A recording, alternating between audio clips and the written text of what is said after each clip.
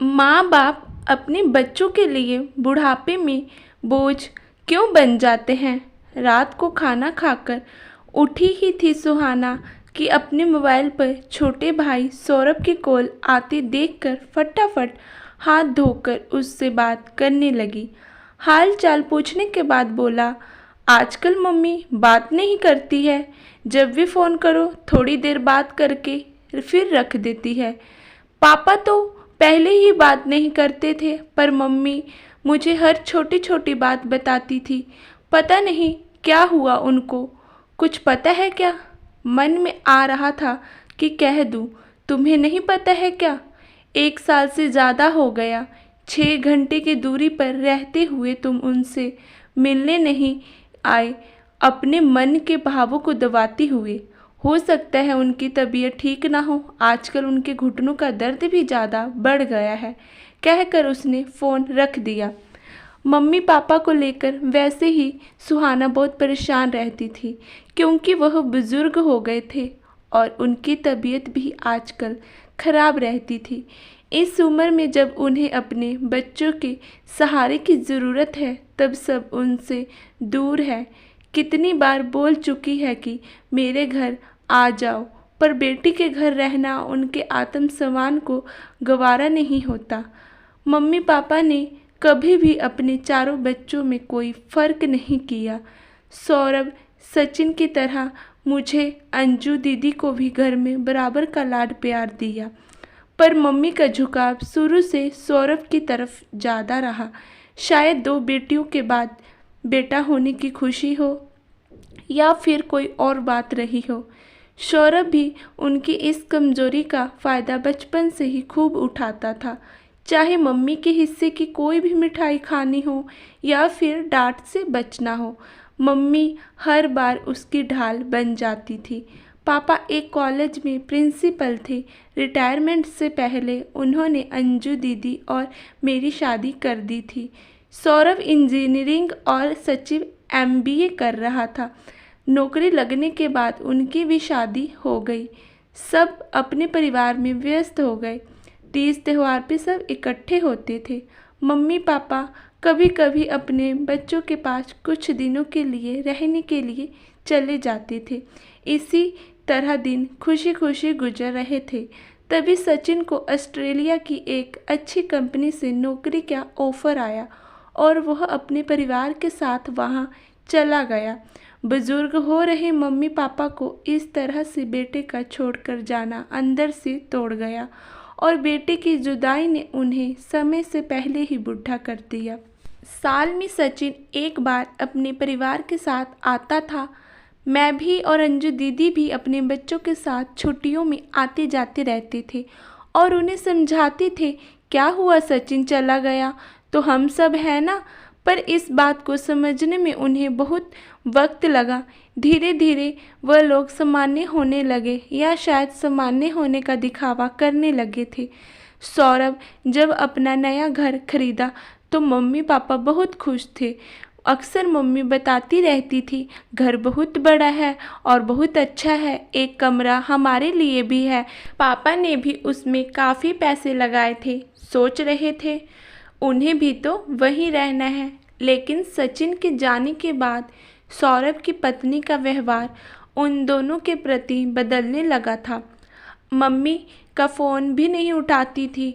जब mummy papa 10-15 दिनों के लिए उनके यहाँ रहने जाते तो वह ठीक से बात भी नहीं करती। शायद उसे लगता था इन लोगों की जिम्मेदारी अब मेरे ऊपर आ गई है।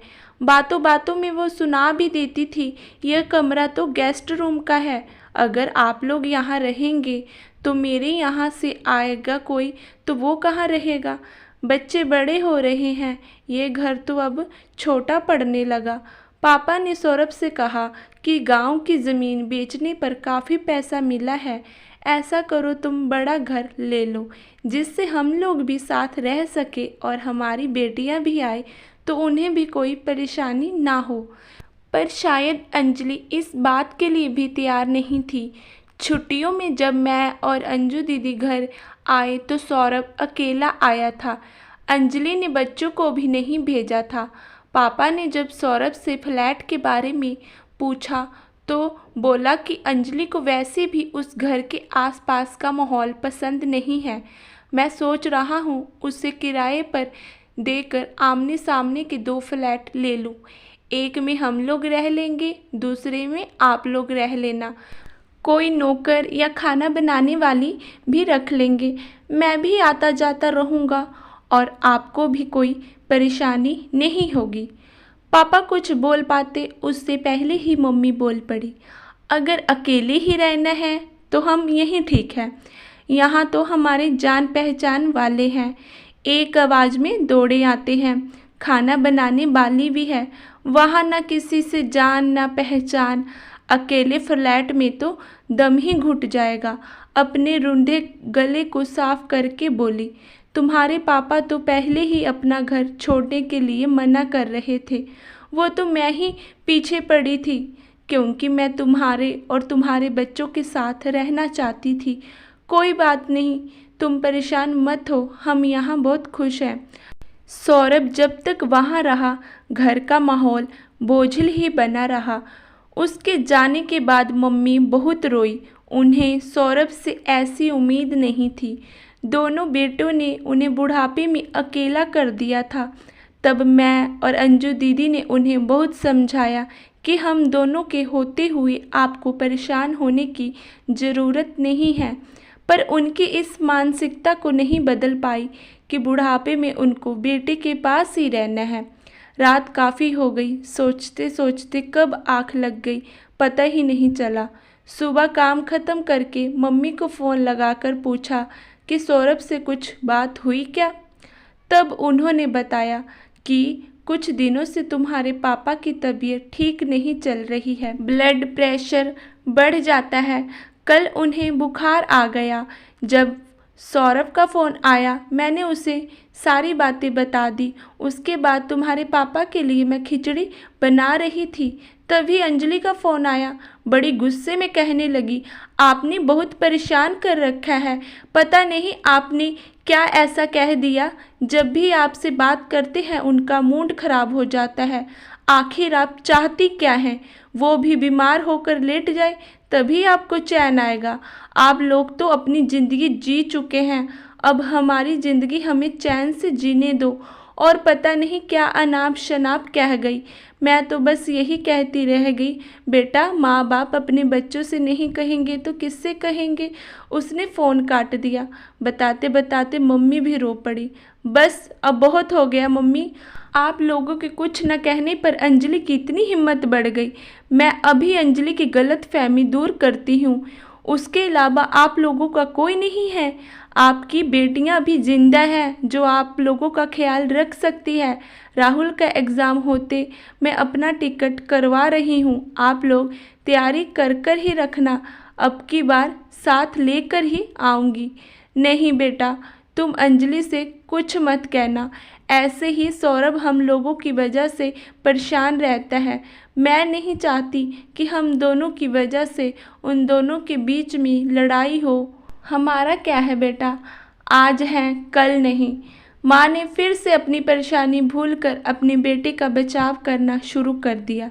सच में माँ हमेशा ऐसी ही होती हैं, खुद चाहे कितनी परेशानी में रह ले लेकिन हमेशा अपने बच्चों का भला ही सोचती हैं। दोस्तों, माँ बाप को बुढ़ापे में दौलत नहीं, उनको थोड़ा सा प्यार, अपनापन और थोड़ा साथ चाहिए होता है।